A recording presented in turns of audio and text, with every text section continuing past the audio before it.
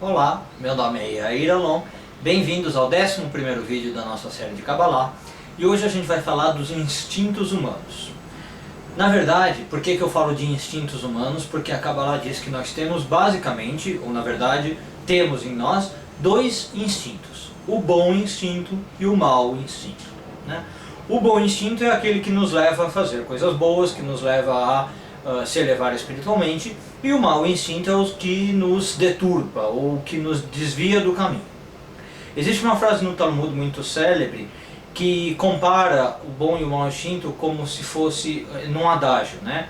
Eles falam assim: é preferível uma criança pobre e sábia do que um rei rico e tolo. E a criança pobre e sábia é a imagem do bom instinto, e o rei rico e tolo é a imagem do mau instinto. E aí os sábios se perguntam, primeiro, por que o bom instinto é chamado de criança e o mau instinto é chamado de rei, né, dando a imagem de um velho? Porque o mau instinto nasce com a pessoa, no mesmo instante que a pessoa nasce, o mau instinto entra na pessoa. Então é um rei que fica ali há muito tempo, que conhece a pessoa faz tempo e quase que domina o corpo da pessoa. Já o bom instinto entra na pessoa só com 13 anos de vida, de acordo com a Kabbalah, se for um homem, com 12 anos de vida se for uma menina. Então, na verdade, sempre o mau instinto supera o bom instinto em 13 anos, ou 12 anos. O mau instinto é mais velho, então ele é considerado um rei perto da criança que entrou depois e é mais novinha. Por que a criança pobre e o rei rico? Porque o mau instinto, representado pelo rei rico, tem a riqueza de artimanhas, digamos, ou de raciocínio, de lógicas para fazer você se deturpar. Já a criança pobre representa uma simplicidade, pobre no sentido de não ter muitas ferramentas, de não ter nada muito rebuscado em si. Agora, por fim, a criança pobre é chamada de sábia, pelos motivos óbvios, porque o bom instinto, que é o sábio, é o que a gente deveria ouvir e é o que é inteligente, e o rei, por oposição, é chamado de tolo, né? É um rei rico, mas é tolo. Por quê? Porque o mau instinto acaba fazendo com que a gente se perca, com que a gente se deturpe no caminho. Então daí o Talmud fala que é preferível uma criança pobre e sábia do que um rei rico e tolo. É preferível ter esse bom instinto do que o mau instinto. E aí os sábios se perguntam o que é esse mau instinto. Bom, a primeira coisa é que ele foi identificado com a figura do Satã, a figura do demônio, né? Então sempre que na Bíblia aparece a imagem do Satã, a imagem do demônio, essa é uma metáfora, do ponto de vista cabalístico, para o nosso mau instinto.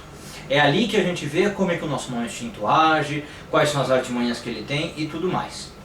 Agora, resumidamente falando, o mau instinto representa os nossos instintos animais, aqueles do nosso nível mais baixo. Então são aqueles instintos que fazem a gente procurar por alimento, por bebida, por sexo, né? Então esses instintos mais primitivos do ser humano, digamos assim, são identificados com o mau instinto ou com o Satã. Quando uma pessoa se joga, digamos, se lança para esse tipo de instinto, ela está servindo ao seu Satã interno e não ao seu bom instinto. Ou seja, quando ela se desfaz nos prazeres desse mundo, digamos, ela vive como um animal, digamos assim, e ela está se entregando ao seu mau instinto, não ao seu bom instinto. Agora, apesar de a gente chamar esse instinto de mau instinto, por oposição ao bom instinto, é importante falar que ele é um instinto criado por Deus no ser humano e necessário para a evolução humana. Então, apesar dele ser um mau instinto, ele não deve ser eliminado. Ele faz parte do ser humano e é só por a gente ter esse confronto dentro de nós, digamos, que a gente consegue se elevar. É só quando a gente vence o mau instinto e opta pelo bom instinto que a gente tem um livre-arbítrio. É só dessa maneira que a gente mostra o nosso nível de espiritualidade e o nosso nível de elevação. Se todos nós nascêssemos só com o bom espírito, ou com o bom instinto, nós seríamos robôs, seríamos autômatos, fazendo só coisas boas e nunca erraríamos. É justamente tendo esses dois instintos em nós e sabendo discernir, sabendo escolher entre eles, que a gente mostra para a espiritualidade ou para Deus que a gente está evoluindo e trabalhando em cima de nós mesmos. Outra coisa importante da gente falar é que esse mau instinto tem uma característica muito peculiar, que a Kabbalah define. E qual é essa característica? Ele só cresce. Se a gente não faz nada com esse mau instinto, ele nunca fica parado, estável, ele sempre cresce. Ou seja, do momento que ele entra no corpo da pessoa, já no nascimento, daí pra frente ele só cresce. E o Talmud tem vários jeitos de falar disso, várias frases do Talmud mostram isso. Então, por exemplo, uma frase do Talmud fala que no começo ele é como uma teia de aranha e depois ele fica como uma cordinha de puxar carro, de puxar carrinhos. Outra frase diz que ele começa como algo doce, parece algo ok, que você pode lidar, e acaba sendo algo amargo. Outra metáfora muito interessante fala que ele começa como um visitante, como um hóspede, e depois acaba se tornando dono da casa, né? Ou seja, uma metáfora para o seu corpo.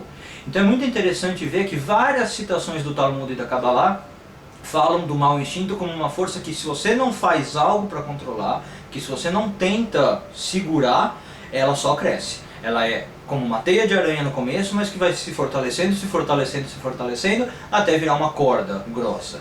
Então, qual é o objetivo do ser humano, digamos assim, no trabalho espiritual?